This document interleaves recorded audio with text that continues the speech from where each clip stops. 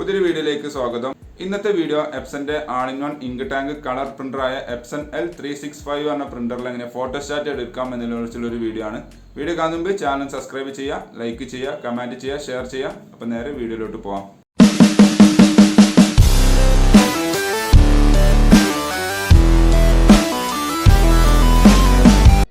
എപ്സന്റെ L365 printer ആൾ-ഇൻ-വൺ ink tank പ്രിൻ്ററാണ്. നിങ്ങൾക്ക് printing മാത്രമല്ല സ്കാനിങ്ങും ഫോട്ടോസ്റ്റാറ്റും എടുക്കാൻ സാധിക്കും. അപ്പോൾ ഇന്നത്തെ വീഡിയോയിൽ ഞാൻ ഫോട്ടോസ്റ്റാറ്റ് എങ്ങനെ എടുക്കുന്നത് കാണിച്ചു തരാം.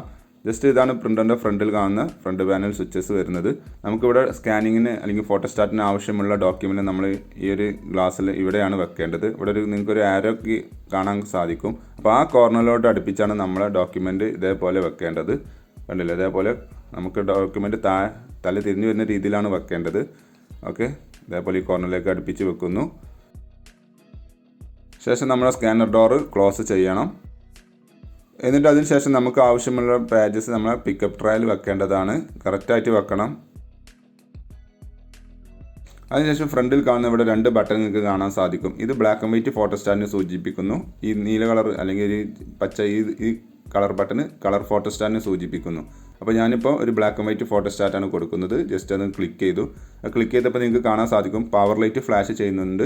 പ്രിൻ്റർ കമാൻഡ് സ്വീകരിച്ചു എന്നുള്ളതാണ് അതിൻ്റെ അർത്ഥം. സ്കാനിങ് പ്രൊസീജിയർ നടന്നുകൊണ്ടിരിക്കുന്നു.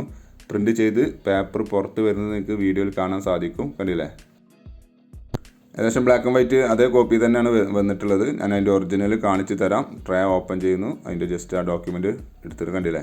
അപ്പോൾ അതേ ക്വാളിറ്റി തന്നെ പ്രിൻ്റ് ചെയ്ത് വന്നിട്ടുണ്ട്. ഇതേപോലെ ട്രൈ ചെയ്ത് നോക്കുക.